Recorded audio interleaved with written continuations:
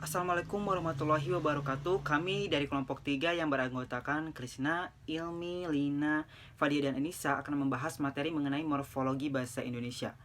Baik, untuk mengefektifkan waktu, langsung saja ke pemateri yang pertama, yaitu ada saya sendiri, Krisna Syaputra, yang akan membahas materi mengenai pengertian afiks. Materi yang pertama yaitu pengertian afiks. Afiks atau imbuhan adalah bunyi yang ditambahkan pada sebuah kata, entah di awal, di akhir, di tengah, atau gabungan di antara tiga imbuhan itu, untuk membentuk kata baru yang artinya berhubungan dengan kata yang pertama. Macam-macam atau jenis-jenis afiks dan contohnya ada banyak, tetapi dalam bahasa Indonesia sendiri terdapat 4 jenis saja. Yang pertama, ada prefiks atau awalan. Contohnya, me, di, ter, ke, pe, se, ber. Dan contoh dalam kata seperti menengok, dibuat, terbaru, dan lain-lain. Yang kedua, ada infiks atau sisipan.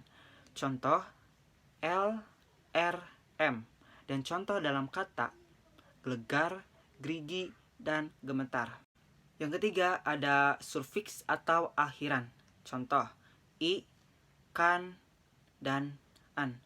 Dan contoh dalam kata tangani, siapkan, dan bacaan. Yang keempat, ada konfiks atau gabungan. Contoh, kean, mei, beran. Dan contoh dalam kata kelautan, menangani, dan bersalaman. Selanjutnya ada materi mengenai fungsi imbuhan. Pemakaian imbuhan dapat mengubah kelas kata. Kata benda, misalnya, setelah diberi imbuhan, bisa menjadi kata kerja, kata sifat, atau kata lainnya. Contoh, batu sebagai kata kerja menjadi membatu sebagai kata sifat. Indah sebagai kata sifat menjadi seindah-indahnya sebagai kata keterangan. Dan mandi sebagai kata kerja menjadi pemandian sebagai kata benda. Sekian materi yang dapat saya sampaikan mengenai pengertian afiks. Mohon maaf apabila ada kesalahan. Saya lanjutkan ke pemateri yang selanjutnya. Perkenalkan, nama saya Anissa Nuraisa. Di sini saya akan menjelaskan pada pertemuan 3 mengenai proses morfologis. Derivasi zero adalah proses pembentukan kata yang mengubah leksim tunggal menjadi kata tunggal. Contoh, terbang tambah dz menjadi terbang. Afiksasi adalah pembentukan kata kompleks dengan cara penambahan afiks pada bentuk dasar. Contoh afiks ditambah pukul menjadi dipukul, makan tambahan menjadi makanan. Duplikasi atau pengulangan. Arti reduplikasi adalah proses pembentukan kata dengan pengulangan satuan bahasa baik secara keseluruhan maupun sebagian. Jenis kata ulang ada 2, yaitu kata ulang utuh atau dewilingga adalah pengulangan seluruh bentuk dasar. Contoh tamu-tamu. Kata ulang sebagian contoh membaca, membaca, tulis, menulis, membuka, buka. Komposisi atau penjemukan adalah penggabungan dua kata atau lebih dalam membentuk kata. Contoh kambing tambah hitam menjadi kambing hitam. Baik, sekian penjelasan materi yang sudah saya bahas. Kurang lebihnya mohon maaf. Terima kasih. Perkenalkan, nama saya Siti Marlina. Di sini saya akan menjelaskan pada pertemuan 4 mengenai proses morfologis. Proses morfologis adalah suatu proses pembentukan kata dengan cara menghubungkan satu morfem dengan morfem yang lain atau proses yang mengubah leksem menjadi sebuah kata. Yang pertama, komposisi. Komposisi adalah proses morfologi dengan cara menggabungkan dua morfem dan membentuk satu kesatuan makna. Ciri-cirinya adalah hubungan unsur pembentuknya rapat, unsur pembentuknya tidak dapat dipertukarkan, dan salah satu atau semua unsurnya merupakan pokok kata.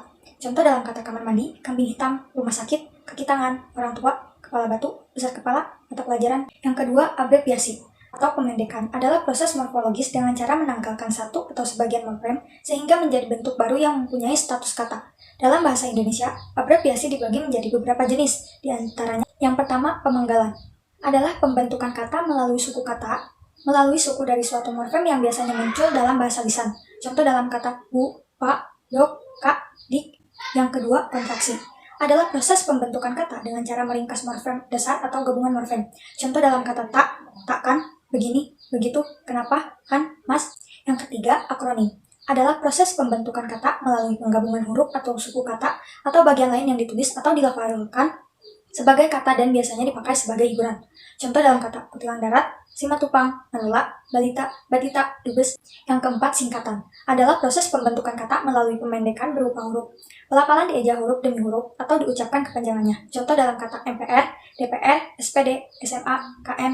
Yang kelima, lambang huruf adalah proses pembentukan kata yang menghasilkan satu huruf atau lebih yang menggambarkan konsep, kuantitas, satuan, atau unsur. Contoh dalam kata GR yang berarti gram, cm yang berarti cm, dan rp yang berarti rupiah. Keenam, perubahan inten adalah proses pembentukan kata melalui perubahan vokal atau konsonan yang terdapat dalam morfem dasar. Contoh dalam kata dewa-dewi, pemuda-pemudi, saudara-saudari, karyawan-karyawati, direktur-direktris. Yang ketujuh, pergeseran kategori adalah pergeseran kelas kata sebagai akibat adanya proses morfologi. Suatu morfem yang awalnya tergolong kelas kata benda akibat proses morfologi menjadi kelas kata kerja. Contoh dalam kata batu membatu, besar membesar, kuning menguning, makan makanan, minum minuman, kerja kinerja. Yang keempat, derivasi balik. Derivasi balik adalah proses pembentukan kata karena penutur membentuknya berdasarkan pola-pola yang ada tanpa mengenal unsur-unsurnya. Misalnya, tikah dalam kata tikahkan dibentuk dari kata nikah berdasarkan analogi dengan pola yang ada. Misalnya, tanya menjadi nanya. Jadi tikah dianggap sebagai asalnya, sedangkan nikah sebagai bentuk derivasinya. Dari pengertian proses morfologis yang telah diuraikan para ahli, dapat disimpulkan bahwa proses morfologis adalah suatu proses pembentukan kata dan proses perubahan leksem menjadi kata di mana leksem merupakan input dan kata merupakan output. Baik, sekian penjelasan materi yang sudah saya sampaikan. Kurang lebihnya mohon maaf. Terima kasih. Perkenalkan, nama saya Ilmi Azharani Diani. Saya di sini akan menjelaskan materi pada pertemuan kelima, yaitu proses morfoponemik. Proses morfoponemik.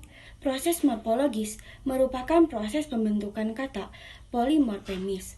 Kata polimorfemis ini merupakan kata yang minimal terdiri dari dua morfem, yaitu morfem terikat antara lain me, ter, di, pe, ber, dan lain sebagainya. Sedangkan morfem bebas antara lain tulis, pindah, jadi, makan, baju, dan lain sebagainya.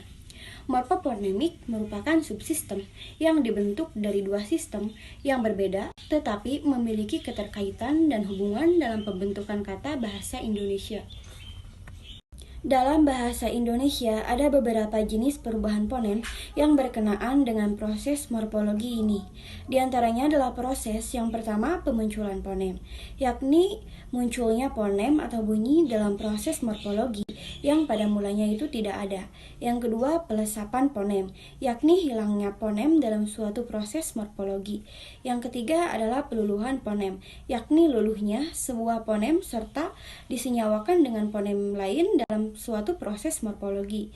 Yang terakhir, perubahan ponem, yakni berubahnya sebuah ponem atau sebuah bunyi yang terjadi akibat proses morfologi dalam suatu proses morfologi.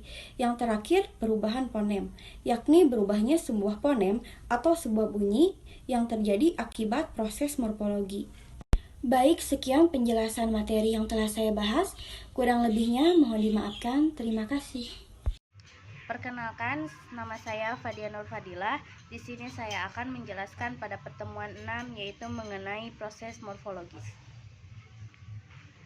Proses morfologis adalah suatu proses yang mengubah leksem satuan leksikal menjadi kata. Metalis adalah proses terjadinya bentuk karena proses pemenggalan yang tidak dijelaskan secara historis. 2.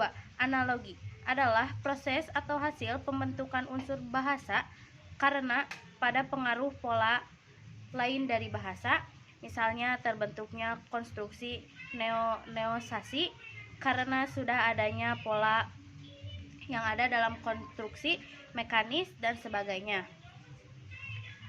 Proses morfologis. Kesembilan adalah kombinasi proses. Semua bentuk itu dapat berkombinasi sehingga ada bentuk seperti kemurahan hati, ditilang, dan sebagainya. Baik, sekian penjelasan materi yang sudah saya sampaikan. Kurang lebihnya mohon maaf. Terima kasih. Sekian penjelasan yang dapat kami sampaikan. Mohon maaf apabila ada kesalahan dalam hal apapun itu mengenai penyampaian materi. Wabillahi taufiq wal hidayah. Wassalamualaikum warahmatullahi wabarakatuh.